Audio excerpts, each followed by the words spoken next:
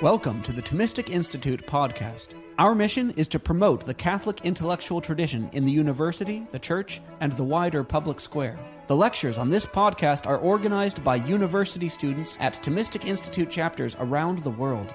To learn more and to attend these events, visit us at Thomisticinstitute.org.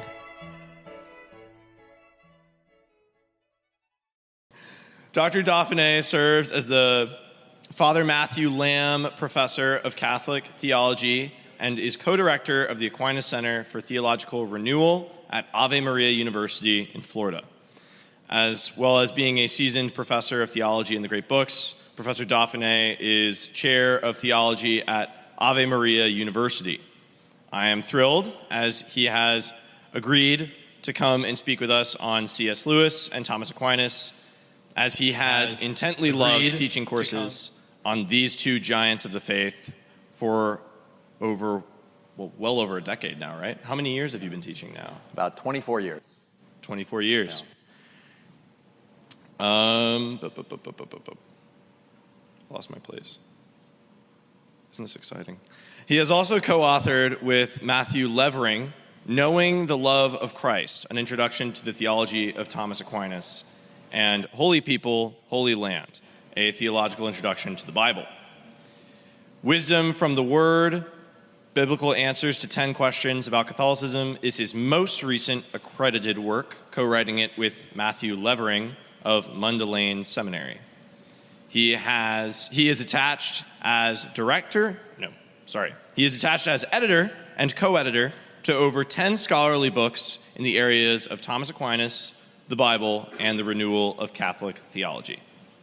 He has a podcast, the Catholic Theology Show, which he started in an effort to guide people towards Jesus Christ and the revealed truths of the gospel and the Catholic faith. And probably his most proudest accomplishment, he has been happily married to his wife Nancy for 30 years? Almost 30. Almost 30 years. Yeah, and have 3 sons and also 3 granddaughters. Oh, that's very fun. But yeah, if you guys could please just give a warm welcome to Dr. Dauphinais.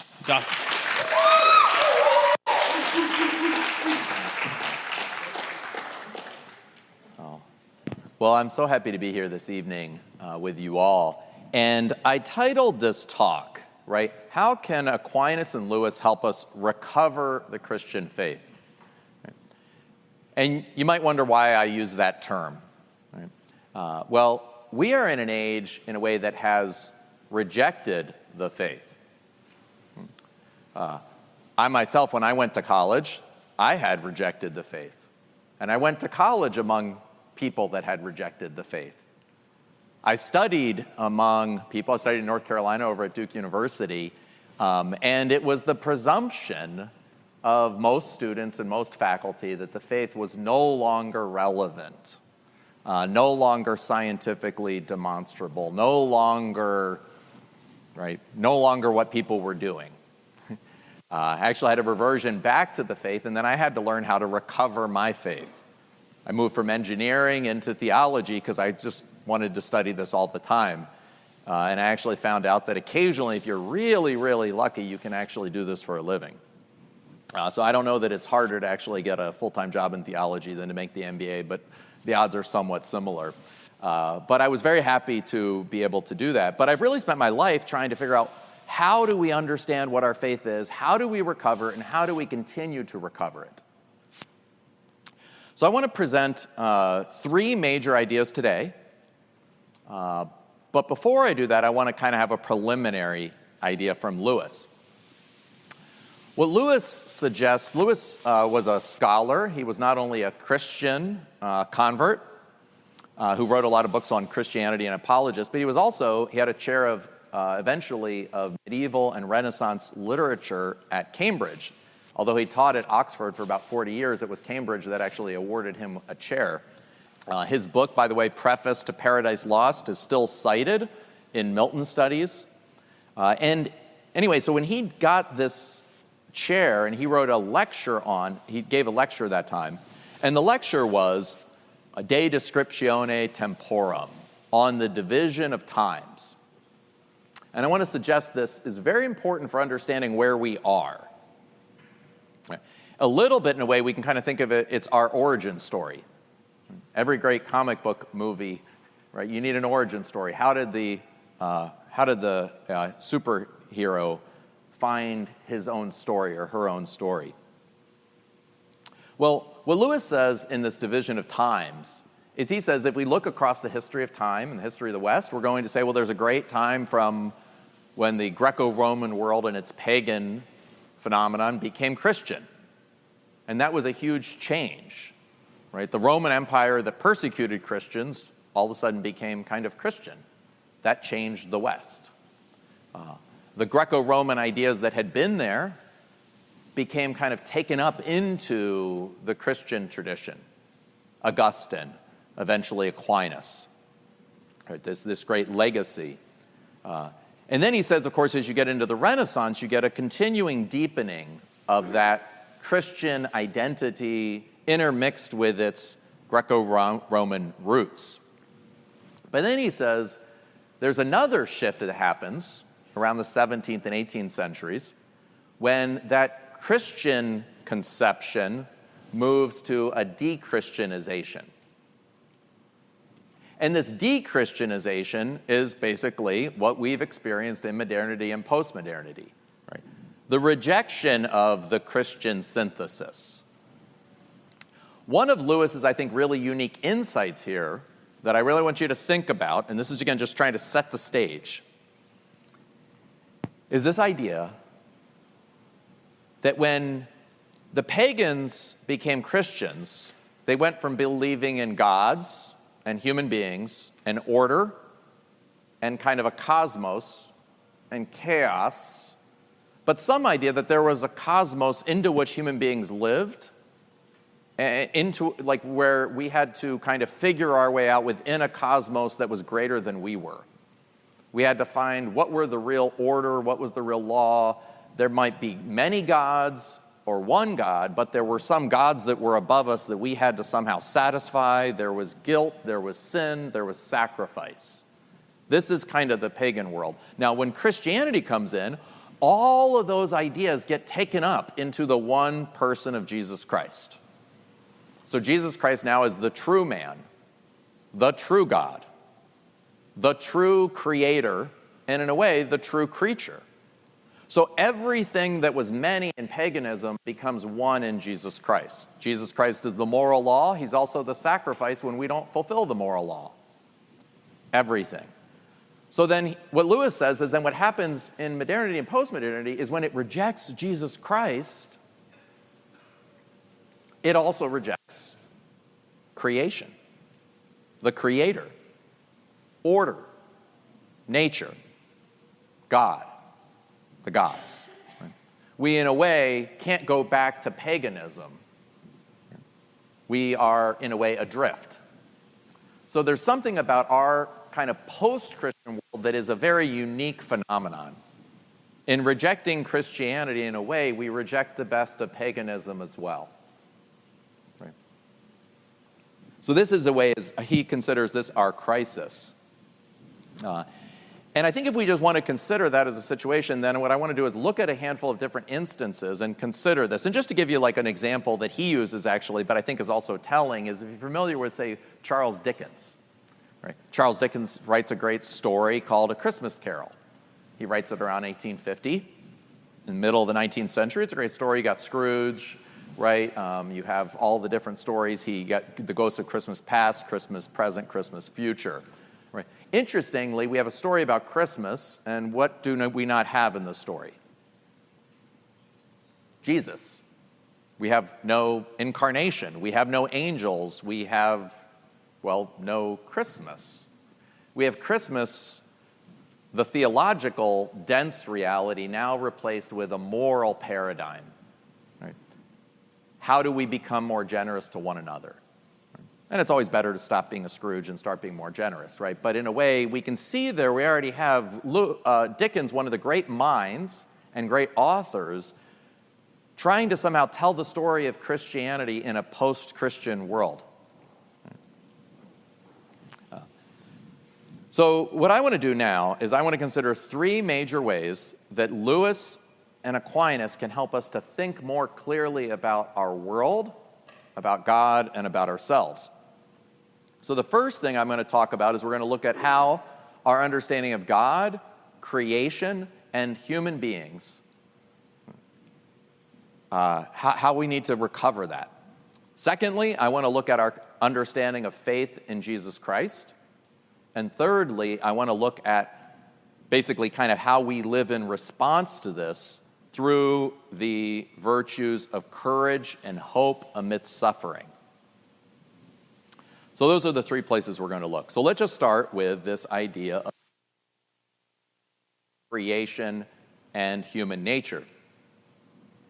Now, just to give us a little sense for kind of the oddity of our current problem, Jean-Paul Sartre in the 50s, who's an existentialist philosopher, he, in an essay called Existentialism is a Humanism, wrote this: "There is no human nature because there is no God to conceive it."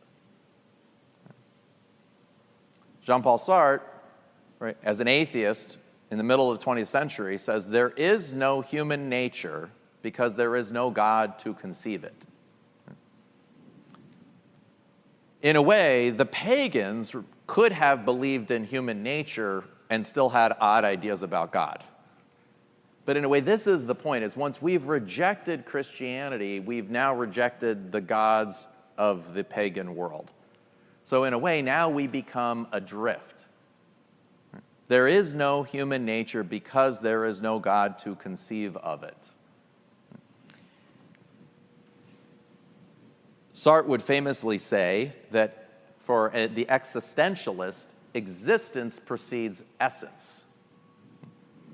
Our being precedes our nature. There is no human nature other than the nature we decide we want to become. You can think about so many different ways that our modern society struggles with an understanding of what are we and what are we to become. Well, partly this is because this is the working out of that idea. If there's no God, there's no real, there's no nature into which I can kind of exist in other than the nature I choose, that I choose when I didn't have it until I chose it. Now, that's one of those ideas, kind of like Home Alone. I don't know if you've ever seen the movie Home Alone, right? But for the first day or two that you're home alone as a kid, it's the best world ever, right? The first, decade or so, maybe the first couple hours that you realize there's no God and there's no nature and there's no structure and you can do whatever you want, this is really thrilling and exciting, right? But eventually it becomes really bad to be left home alone because there's evil in the world and I don't know how to confront it. And eventually it becomes really hard not to have a nature other than the nature I choose when I have to navigate the struggles of the world, the evils of the world, right? And I don't really know how to live because the only way I can learn how to live is that which I choose for myself. Right? So that's kind of the starting point. Within that worldview, then obviously God becomes absurd. We become somewhat absurd to ourselves. And creation is nothing more than this evolving uncertainty. So what Lewis and Aquinas, I think, can help us with is I want to give a couple key ideas here. So the first one is they help us to recover a sense that the world as a whole is a communion. Creation is a communion, not a competition. C.S. Lewis in Screwtape Letters writes, he says in letter 18 that the whole philosophy of hell is that to be means to be in competition. So the philosophy of hell is that to be means to be in competition. Everything is in competition with everything else. The good of oneself is in competition with the good of another. Now, Lewis, of course, is also a Dante scholar. He loves Dante. He loves the Divine Comedy. In the Divine Comedy in Paradiso, in Canto 3, Dante actually says that to be in heaven is to be in love. So the philosophy of heaven is to be in love, to be in communion, whereas the philosophy of hell is to be in competition. Now, if we go all the way up into God, and Lewis does this, by the way, in the Screwtape Letters, but he actually says within the Trinity we have a communion. We have three that are truly three and yet also one, in total and perfect communion. God then creates the world to be in communion with him. The world as such is in communion with one another. We are not in competition with God. We are only in competition with one another because of sin. It's only because of the philosophy of hell that we've fallen into acting like the demonic Satan or the satanic rebellion.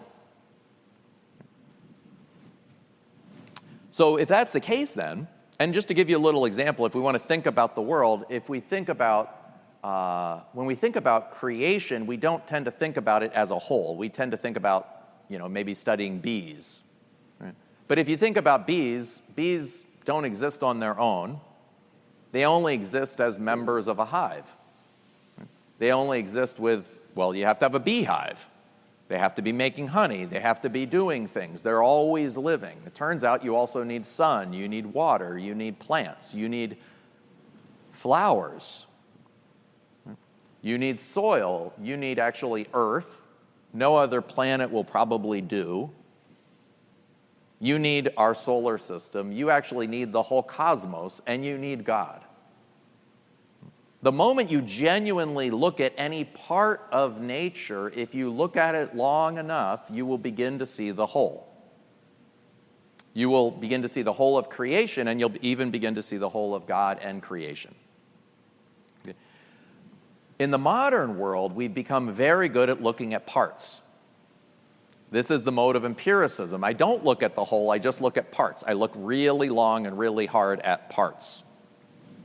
Now, one of the things that Lewis says in his book on miracles is he actually says, we've gotten so good at looking at things that we've forgotten that we are looking at things.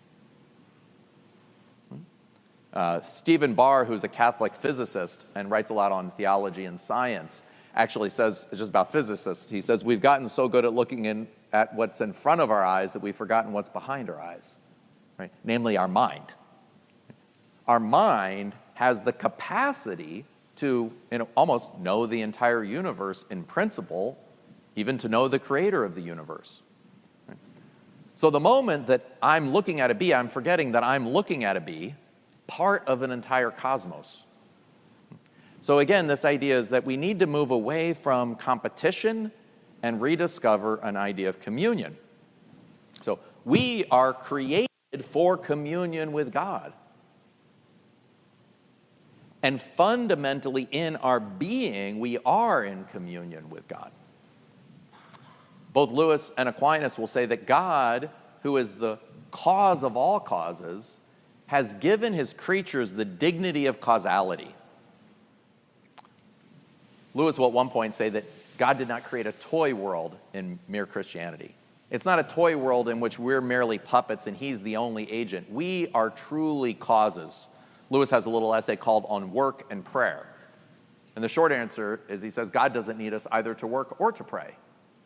But he creates us with the dignity of causality, which means that when we work, we are truly helping his creation move ahead materially. And when we pray, we're helping his creation move ahead spiritually.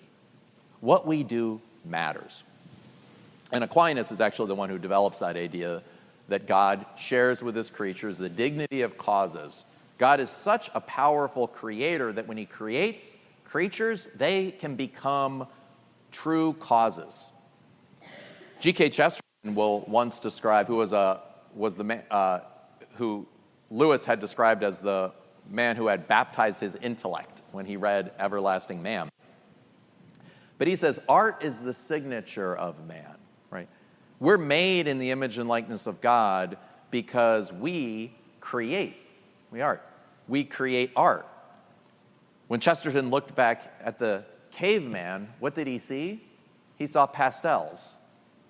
Well, no. Well, what did the cavemen and women do? They painted pictures on walls. Right?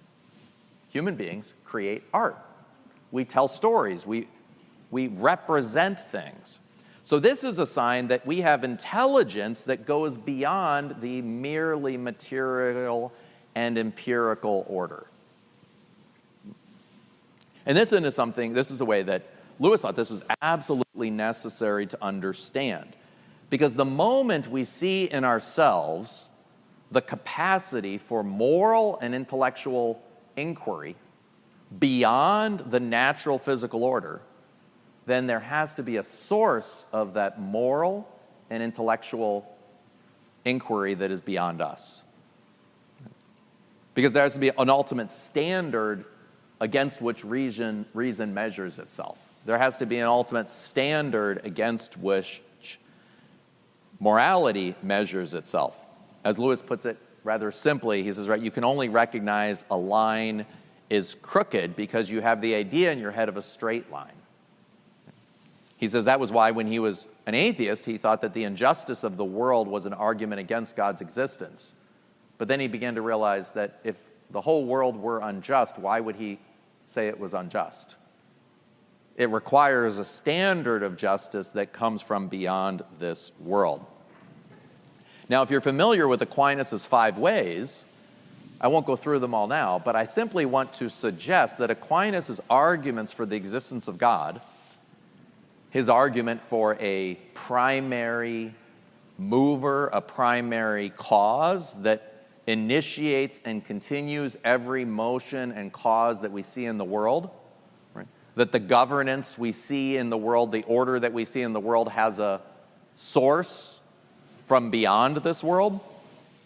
What he's actually doing there is he's arguing, one, that when we look at the world and we discern these things in the world, we recognize there must be a cause of the world that is not contingent, that's beyond the world.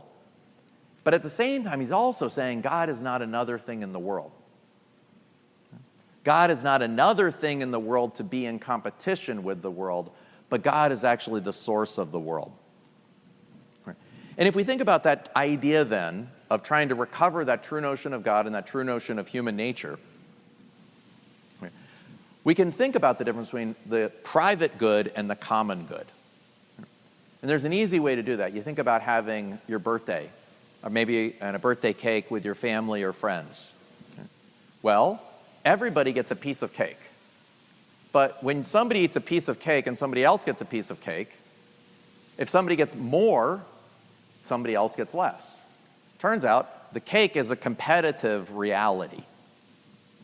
And if you have a family, I had 3 boys, if you have enough boys around, sometimes it actually is physically competitive around food. But that's only looking at the cake in terms of the private good. What about not the pieces of the cake, but what about the piece of the cake? P-E-A-C-E. Right? What about the piece that the cake represents among the family or friends? The more peace you bring to that, the more peace other people have. That's, in a way, the love of the cake. Right? The peace and love of the family, the peace and love of friends is a common good. It's a good in a way of communion, not a good of competition. So then we recognize that it's actually the more we recognize the order of the world, and that the order of the world is ultimately one of intelligence and goodness and beauty, and the more that we conform to that order, the freer we become. The more I conform to the order of love, of family and friends, the more I can enjoy the piece of the cake.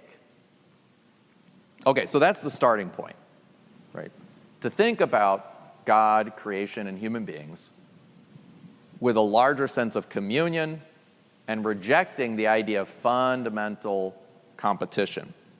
By the way, if you want to think about another, I mentioned Sartre, but Marx is another figure right, who identifies the idea that the history of the world is basically the history of class warfare. That's an idea that the world is fundamentally in conflict with one another. The Enuma Elish, by the way, from Gilgamesh in the Babylonian cosmology, is another idea that the world's fundamentally in conflict. Okay, so that's the first thing. Second point tonight is I wanted to talk about faith and Christ, right? Faith in Christ. How can Lewis and Aquinas help us to have a better understanding of who Christ is, what Christ does, and how we can come to know him? Now, Lewis, in a very simple way, in Mere Christianity, I think really offers a great idea here. Is he simply says the idea is that a lot of people think about Jesus as a moral teacher. But he says we don't really need another moral teacher. He says we've had many moral teachers, and we haven't listened to them very well. Right? Plato, Socrates, Confucius, Buddha, all have taught us how to live better. Right? And we don't listen to them. So if Jesus Christ is just the perfect moral teacher, what makes us think we would listen to him? In a way, the problem is not that we haven't had good teachers. The problem is that we're bad students. So he says, what Christianity offers is a different solution. Not just another teacher, but a redeemer. In the Screwtape Letters, he says that the early Christians were centered around two things: the resurrection and the redemption. One historical fact, right? That this man, Jesus Christ, whom you killed, right, rose again. This is what the apostles keep sharing in Acts. That's what they went around the Mediterranean saying, that Jesus Christ, who was killed, right, in Jerusalem, rose again and sent his Holy Spirit so that we could have forgiveness of sins. So, one historical fact, the resurrection, and one theological doctrine, the redemption. That somehow that death and resurrection puts us right with God. Now, Lewis at one time would say that this is what he couldn't figure out. Why should God die on a cross, and how should that help me? But it actually was Lewis's late-night conversation with Tolkien that helped him begin to understand this, and they were talking about this, and what Tolkien said is that Lewis, or Jack, every time you read a great myth, you love it because you think it's beautiful. But then when you read Christianity, you object to it. And what Tolkien said is that, wait a second, all Christianity is God's myth. It's God's story. Because in all of human myths and stories, that is our attempt to make sense of the world and of God through some kind of ancient communal memory and storytelling. What makes Christianity unique is it's God's story about himself. And in that story, it really happened. Right? Because God really did it. But it ought to affect Lewis in the same way that the other stories do. Not merely that it's an idea to be believed, but that it's a reality that has happened. Right? Lewis would say, I don't need to understand digestion to understand that I need to eat. Right? I don't need to understand exactly how the redemption works to understand that Christ's resurrection offers me redemption. Right? Lewis does give examples along the way, but it's that fundamental insight that I think that he offers that's very helpful. Right? Jesus is not just a moral teacher, he's a redeemer. And what does he do? His redemption restores us from being in competition with God back to communion with God. Because of sin, we had become in competition with God. In The Problem of Pain, Lewis describes sin as this fundamental awareness of our own self and that we choose ourself against God. He says at one point that rather than seeing ourselves as a creature, and as a creature we are always fundamentally God's. In a way, Lewis says we are always adjectives. We are modifications of God's eternal being in the created order. We come from God and we go back to God. But Lewis says we wanted to be nouns. We didn't like being adjectives. We wanted to stand on our own 2 feet, to be gods without God, to be our own self, to be a meum, in a way to be mine. Now, if you ever have like any 2-year-olds in your household, or you've babysat or had young things, but like, the 2-year-old is always saying, mine, mine. Anyway, that's what the human race does, is we say, mine. In Paradise Lost, by the way, that Milton wrote, that Lewis wrote on, Paradise Lost, Milton will describe Satan in the story as basically asking at one point, how do we know we were created? He says God's whole claim to have authority over us is the idea that he created us. But how do we know we were created? I wasn't there when I was created. I don't think I was created. I think I've always existed. This is Satan's character, at least in Milton. That what does sin do? Sin, in a way, denies our creaturely status. That's fundamentally what it is. In a way, it denies that we were created for communion by God, right? And that instead we exist on our own. So this is, of course, the problem. Right? And Lewis says, all of this problem is that human beings have always been trying to find something other than God that will make us happy. He even says, right, the whole history of war, slavery, oppression, poverty, everything in a way that has caused human beings to fight amongst themselves is because of this desire to find something other than God that will make us happy. Now, Lewis has a story, an image that he gives in one of his Chronicles of Narnia that I want to share with you. Now, also, we want to remember that these images that Lewis gives are not just kind of stories for fun. Lewis wrote, and he said this, that for me, the reason is the organ of truth, but imagination the organ of meaning. And he said that the imagination is not the cause of truth, but its condition. So we can only maintain truth or draw meaning from truth when we can attach truth to images. By the way, this is part of the whole incarnational principle of the Christian faith. We can't understand a God who is beyond all names and beyond all images, so that God becomes an image and becomes a name, so that in the name Jesus Christ we can find salvation, as it says in Acts 4. So this image that he presents is he presents an image of Eustace. It begins in Prince Caspian. He says right there, scrub, and he almost deserved it. He's kind because he says he almost deserved it, right? Eustace turns out to be, perhaps based upon his own self as a young man, he's a very annoying, know-it-all who gets stuck in Narnia and is making everybody else unhappy, always telling everybody how he's better than everyone else and how modern English society is much better than the world of Narnia, right? But anyway, what happens at one point is he turns into a dragon. Right? Narnia is a fairy story. He turns into a dragon because he'd fallen asleep on a dragonish hoard. He'd fallen asleep on a dragon's hoard with dragon's thought. What do? Dragons hoard gold that they don't use. Dragons, of course, are not dragons. Dragons are kind of a symbol of sin. They're the symbol of Satan, who is the original dragon or serpent.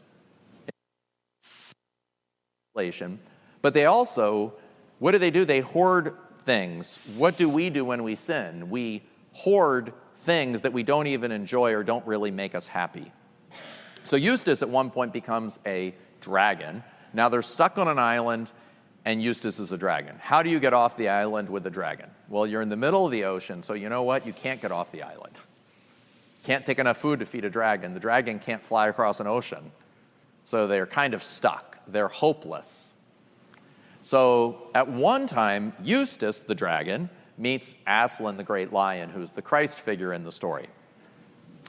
And he says basically to him, "Let me undress you." And of course, he's a huge lion with claws, so he can rip the skin off the dragon. But the dragon, Eustace, thinks kind of like, I certainly don't want those claws to rip me apart. So he scratches as much as he can, and he rips off his skin. And it's there on the ground next to him.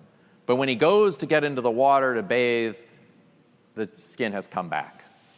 So he scratches again, puts it there next to him, like a snake skin. It comes off, but then he goes in the water, it's come back. And he does it a third time, and he scratches as hard as he can, and he gets off one more layer of his skin, of his dragon skin. But when he goes in, he's a dragon again. What's Lewis showing there? Is that no matter how hard we try, we cannot get rid of our own dragon skin. We can't get rid of our sin because it's our very ego that's the problem. I can't get rid of my pride because my pride's the problem. And when I get rid of my pride, I only become more proudful. So, he says, "Let me undress you." And he has Eustace, the character, as a dragon, lie down, and the dragon, the great lion, scratches, and he says, he went so deep it went into his heart. And then when he ripped off the skin, it ripped off much more than any of his attempts ever could. And then he became a boy again, and Aslan throws him in the water, baptism. In a way, that's what Christianity does. Christianity does something for us. God does something for us that we cannot do for ourselves. So this is the key point then of what Christianity does. Now, the other interesting thing is that Lewis shows that Christianity then is first this true story. God's story, God's action to solve the problem of humanity, that we've become competitive with one another, fighting over pieces of cake, no longer able to find communion with ourselves, with one another, and with God. And Jesus does that through his death and resurrection. But we need doctrines in order to understand that reality. In Book 4 of Mere Christianity, Lewis will say that doctrines are maps. He says, what does a map do? Well, a map is the accumulation of many other people's experiences. And you need a map to get somewhere. At times, he says that, right, it's more fun being in the ocean on a boat, sailing, or on the beach, watching or surfing or whatever you're doing is more exciting than looking at a map. But he says the map is necessary if you want to go anywhere. So he's saying we can't live in our own religious experience. We have to study doctrine in order to grow, in order to go. Right? If we want to change and if we want to grow and if we want to go home to God, doctrine in a way is the map. And he says, of course, the map didn't fall from, right? The map came from human beings that had profound experiences with God. First, Jesus Christ, who's in his human nature, had the most profound experience being the Son of God. And then Mary and the apostles and the evangelists and all the great saints. Right? So we're not stepping away from religious experience when we step into doctrine. When we step into doctrine, we're stepping out of our own kind of isolated experience and into the great experience of Jesus Christ and the church. When he speaks of faith, we'll also defend its creedal character. Aquinas will say that the creeds are a summary of Scripture, and that faith assents to what he would consider the 12 articles of the creed, right? And, you know, I believe in God, the Father Almighty. I believe in Jesus Christ, his only Son, right? Conceived of the Holy Spirit, conceived by the Holy Spirit, born of the Virgin Mary, right? Suffered under Pontius Pilate. I believe in the Holy Catholic Church, the communion of saints, right? This is the realities, right? He would say those 12 articles function as the principles of the new, what he would call the science of sacred doctrina. If we want to have wisdom and knowledge about God, we go through the creed. But he says two things that I think are very important. Number one, he says that the creed does not stop at itself. He says that when we make an act of faith, it terminates in God through the creed. He also says that the creed itself is a gift from God in Jesus Christ. So when we exercise faith in light of the creed, we come to understand God as God understands himself and share. By the way, in the first question of the Summa, when he speaks about Sacred Doctrina, he says that God communicates his own wisdom of himself to others through revelation. And then in the first question of the third part of the Summa, he says God communicates his own understanding of himself to others through the incarnation. Right? So the revelation is not over, it's in the person of Jesus Christ. But the faith is something that is solid. It's expressible. We can articulate it.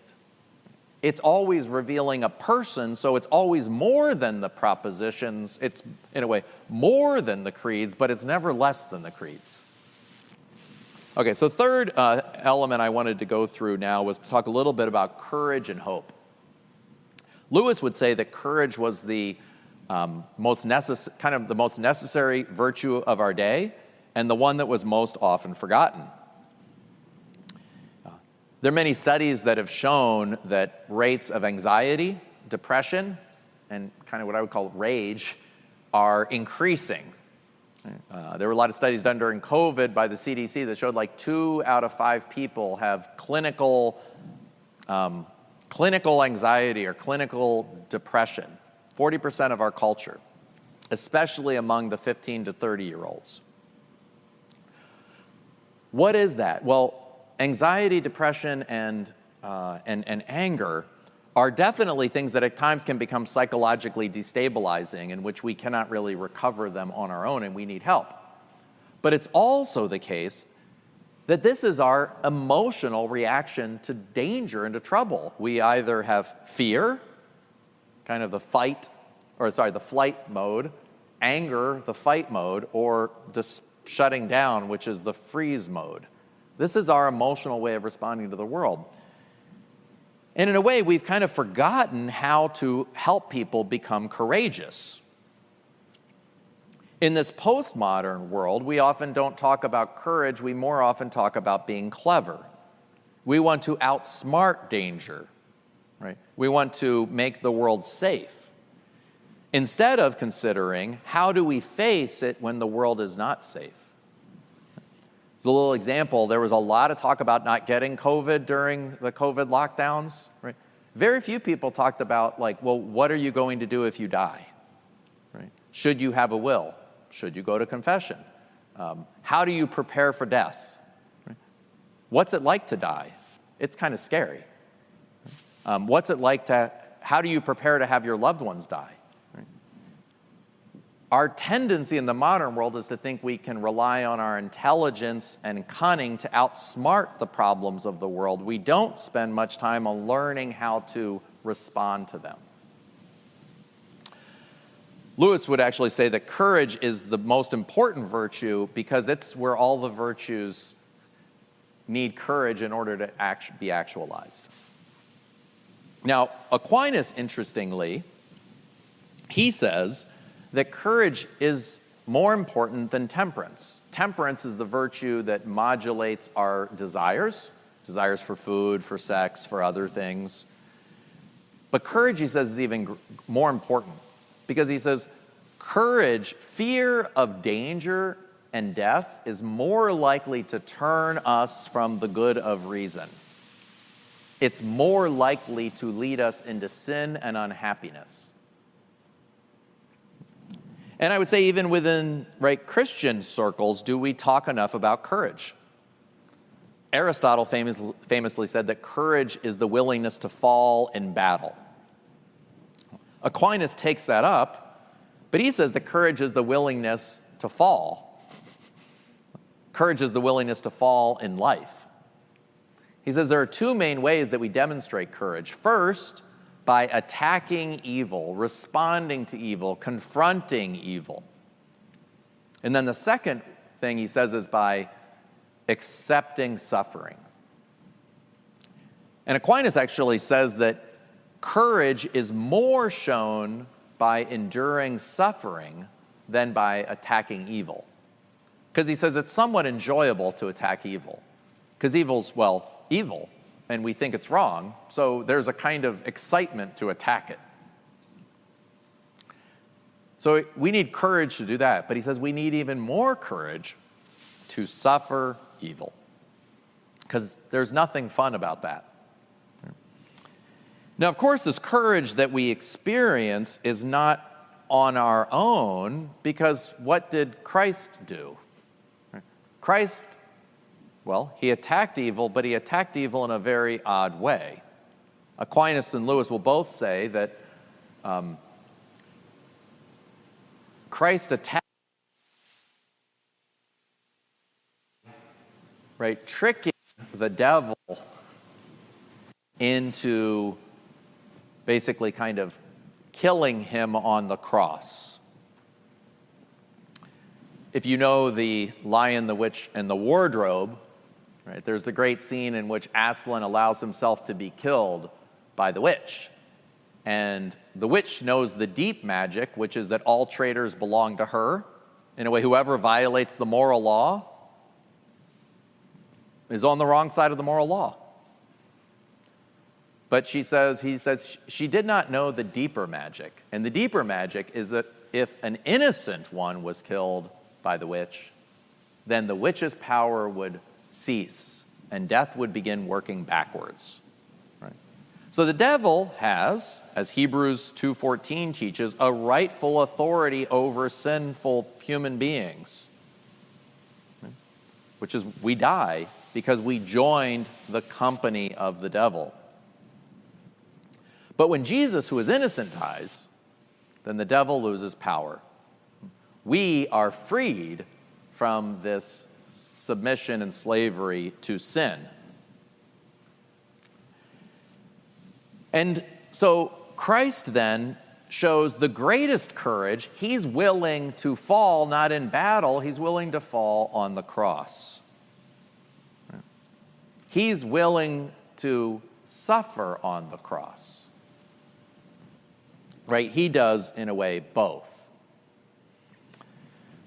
So we have in this idea that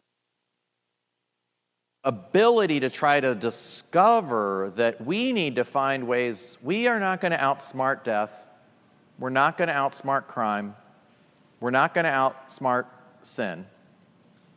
We have to figure out a way, how are we going to confront sin? How are we going to confront our own sin? How are we going to have the courage to confront evil and to suffer evil?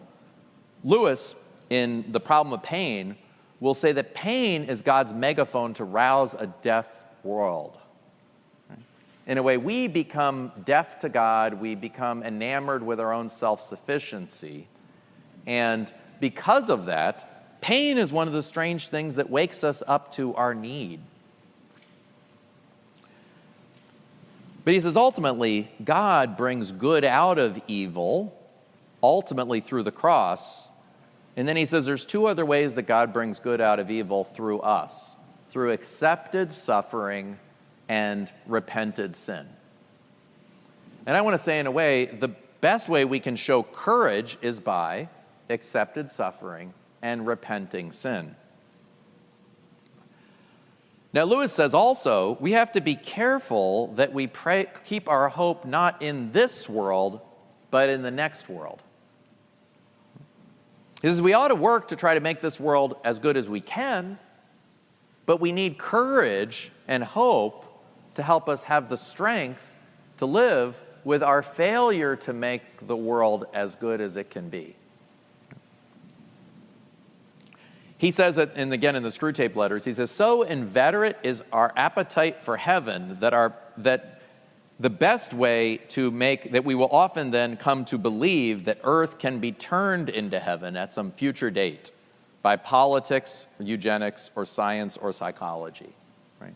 When we stop believing in heaven, we begin to want heaven on earth. But of course, an earthly hope will not satisfy.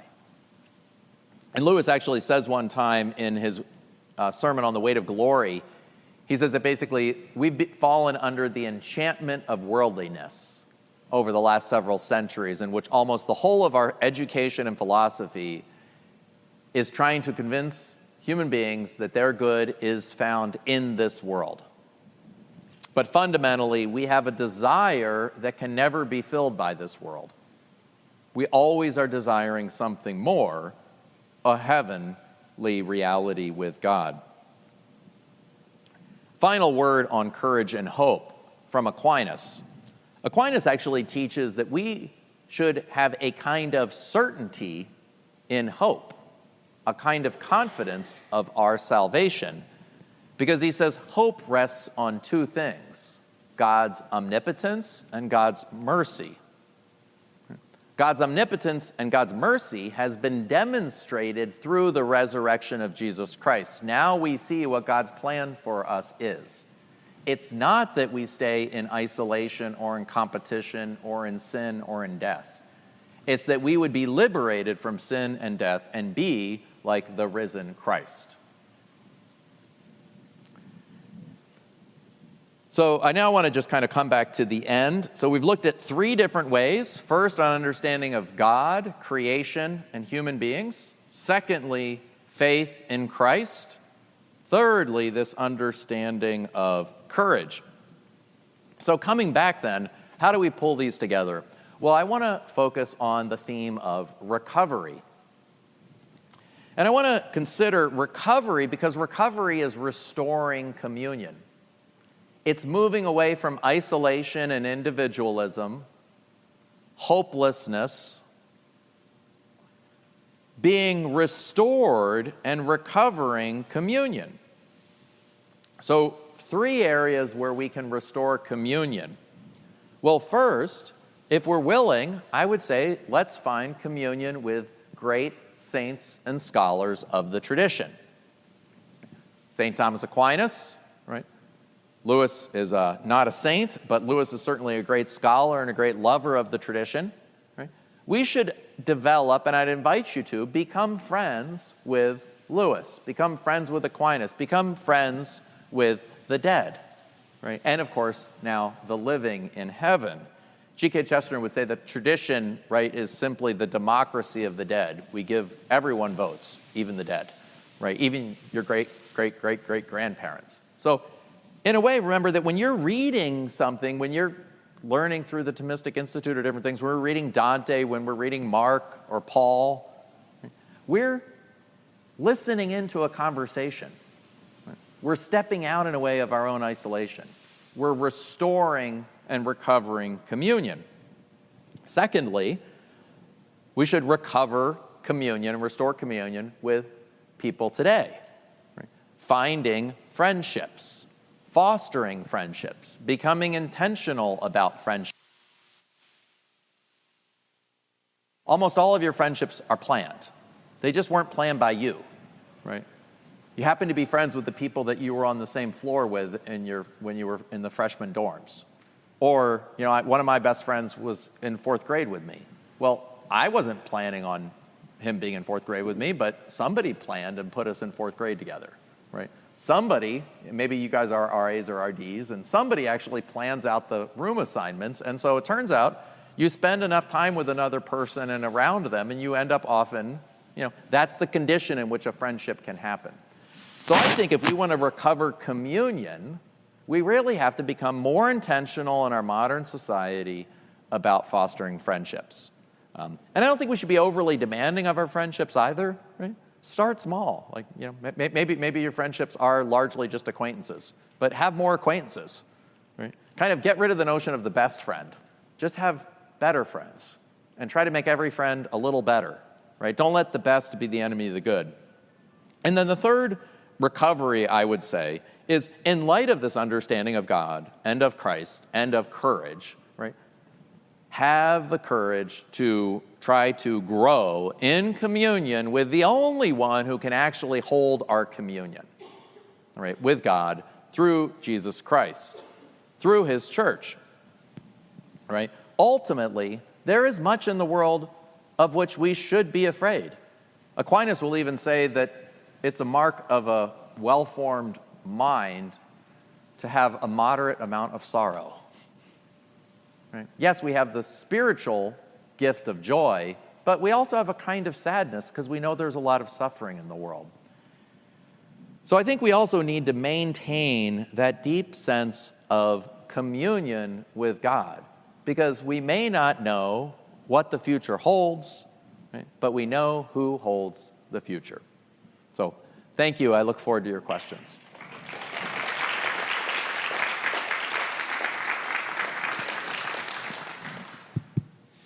Okay, so we have time for a few questions. We'll just do regular Q&A style. So if you raise your hand, I'll bring you the mic. And just in general, I'd love to hear kind of your own sense.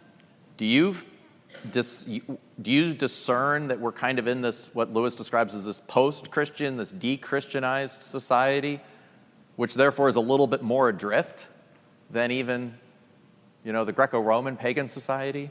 And then how does that, in any of those areas that I discussed, are there other insights or questions or ideas that you have? Thank you very much for your talk.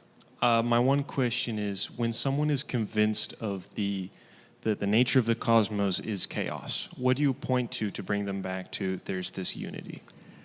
Well, I mean, in partly, I think, going to the theme of communion, which means all evangelization, in some sense, has to be what Newman would describe as cor et cor loquitur, heart speaks to heart.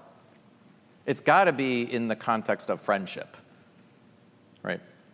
It might be an online friendship, it might be reading Augustine, but Augustine wrote that so we could become friends with Augustine, right? So the point of it in part is you've got to recognize why does that person think that the world's chaos?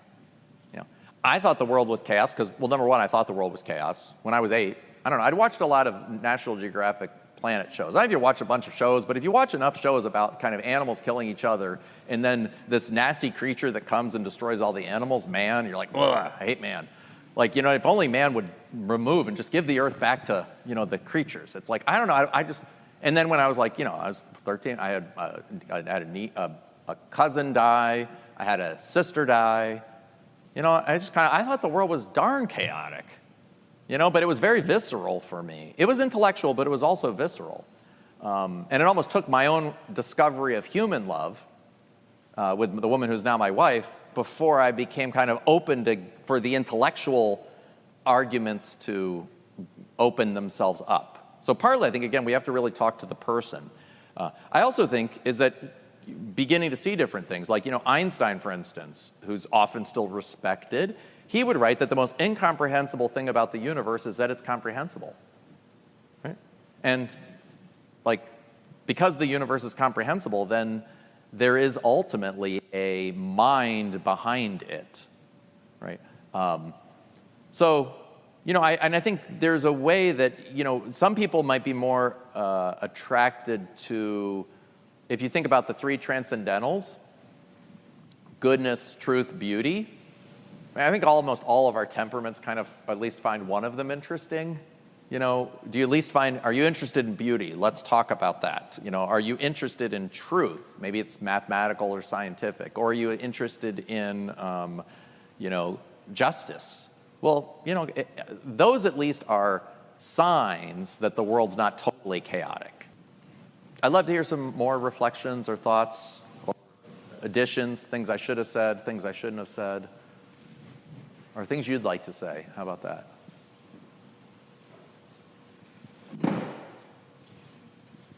Thank you again for your time. I also want to bring back to what you said about use of scrub and Aslan ripping off the skin. Yeah. It's kind of a reflection of not only getting rid of his pride, but just in general getting rid of his sin. Because the skin of the dragon is sin. Because as you said, sin, it's covered.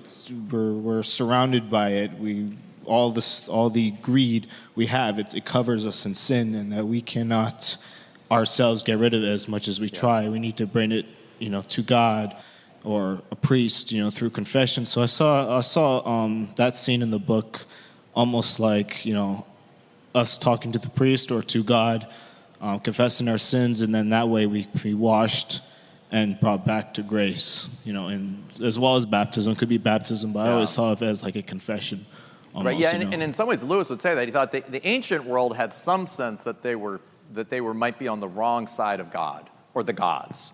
And so when Christians came around and said, wait a second, hey, look, here's a way to get on the right side of the world, really is both forgotten the fact that we're sinful, but of course, we also hate ourselves. I mean, Augustine describes sin as self-loathing. And like you just ask most people, do you like your job? Do you like yourself? I think it's like 50, I was reading somewhere, 70% of people today are planning to quit their job within the next year or two if you're under 30. Right? It's I don't mean, I'm not picking on young people, just these are the studies, right? But it's just but I feel like this is no, it's a great gift to get to work. It's a great gift to be alive, but we don't experience our lives as a gift. We experience our lives as wait a second, I didn't sign up for this, right? I think there's, so that's, I think that idea is at least getting people, they may not think of it as sin, but they do see something that they don't like about themselves in the world. And I think beginning to see, that's what sin is. That's what we've called sin. Right? But I don't, but we have this understanding, sin is something else. But sin is exactly that sense in which I feel like I don't like being in my own skin. Right? You know what I mean? That sense in which I don't find my life interesting. That's what sin is. Sin is that condition. We just have gotten, we don't like that word anymore, so now we don't know how to describe ourselves. Lewis would say in Mere Christianity that faith is fundamentally admitting the bankruptcy of our own efforts. And it's only when we admit the bankruptcy of our own efforts, then can we really recognize that, right, God is doing something for us in Jesus Christ that we could never do on our own. Chesterton, in his says, why did he become a Catholic? He was a very famous Anglican. He'd had a big conversion to Anglicanism, so why did he become Catholic? And for Protestants who are there, you might find this interesting or not. I was an evangelical Protestant for a couple of years before I came back to the Catholic faith fully, so I understand a lot of the concerns and objections. But Chesterton said that basically, why did he become Catholic? He said to get rid of his sins. He says, because he said, no other church claimed to get rid of them. No other religion claims to get rid of them. Some religions say you don't have them, right? But no other religion actually says you have sins and we can get them off of you. And he says, no matter how old you are, no matter how sinful you are, when you walk out of a confessional, you are 5 minutes old, like Adam and Eve, freshly made from God, right? And I think that's that kind of, I think in some ways, I think Lewis is somewhat echoing, because I'm sure Lewis had read that by Chesterton. So anyway, I think it's just, it's a really powerful meditation and kind of a powerful image that we can continue to get to. And just one other thing too is that you can also just think about that, what if you do something wrong? How do you make it right? Right? Well, I don't know, I take your hat, okay, well, I give it back to you the next day. We're probably even, unless he has really, bad hair underneath or something, or a bad hair day. But for the most part, we'd be like, okay, you'd be like, that's fine. I take your phone, okay, well, or I take your phone, I throw it, okay, well, I have to buy you a new phone. And you probably would still be like, I don't know, like a friend might break your phone and you're kind of like, oh, you bought me a new phone. It's kind of even, okay? But let's just say, it's in Florida, we have a lot of gators. I take your dog for a walk, but I'm on my phone and I'm just scrolling, right? Hopefully not, but it happens to people these days. And your dog's walking there next to the water and the gator comes up and eats the dog. And I'm like, I'm sorry. Like, I know I've been trying to cut back on, social media, but I was just really fascinated by nothing, and I wasn't paying attention to your dog, and the gator ate him. There's just nothing I can do to make that right. I mean, you could, and that's just a dog, by the way, right? Okay. And that was through negligence. Just imagine the different things that we do to one another over time. And that's that sense, I think it's like, it kind of seems like, oh, the Christians are so grumpy or they're so dour. Shouldn't they kind of say that it's okay that we can make ourselves good, and that seems negative? But you kind of realize, well, actually, no, there's a lot that happens in our interactions with one another that you can't make right. And in some ways, the best we can do is we can try to, again, restore and recover through accepted suffering and repented sin. But ultimately, we need a resurrection. Right? We need a new heavens and a new earth in which fluffy, or at least, fluffy in your mind comes back to life in your total satisfaction in beholding the face of God for all eternity. Okay. If you got the chance to meet St. Thomas Aquinas, what's the one question you would ask him? Wow, that's a great question.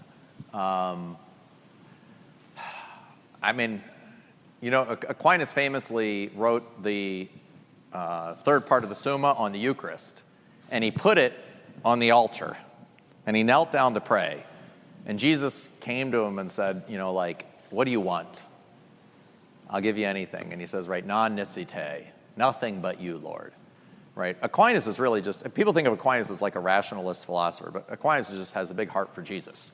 Right? He left the Benedictines at like 18 and joined the Dominicans, and his older brothers put him in prison like for a year, tried to send in a prostitute to get him to like leave the priesthood or whatever. But so he just was like, he loved Jesus a lot. But I think for me, it would really be just that question of how, what can you say to me to help me learn to put my theological understanding more into my spiritual life and more into that desire of just, right, nothing but you, Jesus. Because that's what I find, at least for me, that's just like, I love studying theology, and I think it's a good thing to conform our minds to the truth of the faith. But it's an even greater thing to conform our minds and our wills and our hearts, and our livers. I mean, just the whole part of us, and that's hard. So I think I would want to just, ask him for kind of spiritual direction to learn to, love God more and to learn to overcome, pride, anger, lust, envy, gluttony, avarice, and sloth. So that'd be a good start. But thank you. So C.S. Lewis has a quote where, I forget which book, but he describes himself as a baptized pagan living in a world of apostate Christians. Yes. Yeah. I think it's apostate Puritans, by the way. Is it, really? It's a baptized pagan. He's a converted pagan living amongst apostate Puritans. Okay, interesting. It's very important because our mindset right now is puritanical. It's and you can actually trace it, by the way, from like Bacon and Hobbes all the way down to through Locke to our contemporary aspect. But anyway, go on. So I guess my question is, we're living in this world, like this post-Christian world. And I guess the simple question is like, what do we do about it? Like, how do we engage? Because I think the temptation is to kind of retreat from the culture somewhat and like look at all of the horrible stuff that modernism brings and just kind of, remove yourself from that. But is there a way to engage in it? And like, is there hope to change the culture for the better, or is it just kind of like move on, wait for the next? So what I would think is there are two things. One is that we just have I think we should be cautious. We have to be cautious talking too much about cultures, because they're just big and amorphous, and you can kind of see whatever you want to see in a given culture because it's just so big. And it's also kind of this thing that's almost really aimless. Like, nobody's really even in charge of it. It's just happening. And Lewis, at the end of The Weight of Glory, will actually say that, it's individuals in a way that matter, because these are immortal. Each person we interact with will either end up being like almost like a god before God, of course, under God, but a god or goddess with whom we would almost worship, or a terror from whom we would flee. And he says, compared to that, the life of civilizations is a gnat. So I don't think Paul tried to say, let's change the Roman Empire. No, it's he had a vocation, and he tried to live that vocation with the friends that he met and the people he engaged with, sometimes publicly and sometimes privately. He meets Prisca and Aquila because he's a tent maker.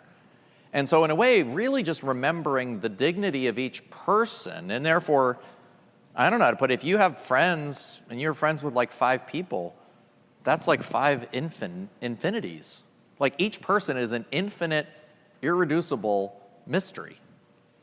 And so really rediscovering, in a way, not the beauty of the collective, but the beauty of each person, in a way, is partly that idea of the communal, the communal understanding of the universe, right? You know, there aren't more, I don't know how to put it, if when we were here earlier, Elijah and I were here in the room talking earlier, 2 hours ago or so, like, are there more, is this room now worth more than it was then? Not really. Like, I mean, I don't know, you have 50 people, you have 2 people. It's just, those are persons, and each person, in a way, has an infinite dignity. And so I think if we recover that as a whole, then we'd be thinking, wait a second,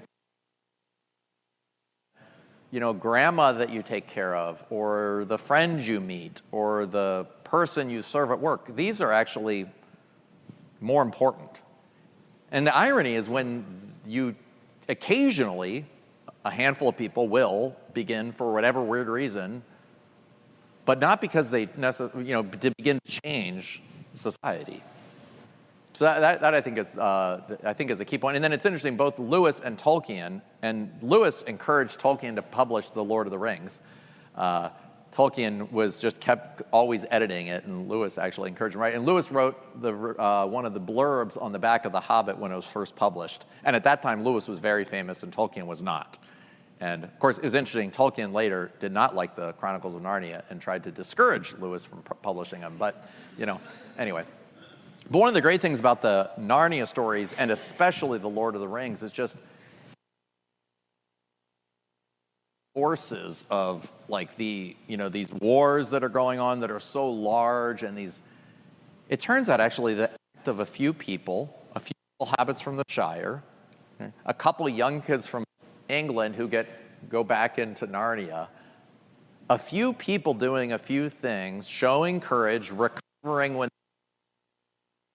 if somehow begin to change the destiny of the universe. So I think it's also that idea that the most influential thing you do may not be becoming an influencer and having 3 million followers. It might be, having, a really good friend that you stick by, even as, he goes through horrible things, but eventually comes back. Or having a child, or again, having just all those different things. I think it's real. I think we have to kind of resist the idea of measuring people as numbers. Yeah. If you also end up being an influencer, that's not evil. I'm not saying that's bad, but it's our ability to kind of, communicate to other people that I think really is what is lasting. So in that sense, I think we should be bold, right? But be bold, but also just, be human and kind of focus on the human scale and not on the mass scale. Thanks for listening to this lecture on the Thomistic Institute podcast. The generosity of people like you makes this podcast possible. If you enjoy these talks, please consider showing your support at www.thomisticinstitute.org/donate. Your donation of even $1 helps us reach more college students and many others with the powerful truths of the faith, and it ensures that we can keep publishing top-notch lectures on this podcast. Thanks a lot.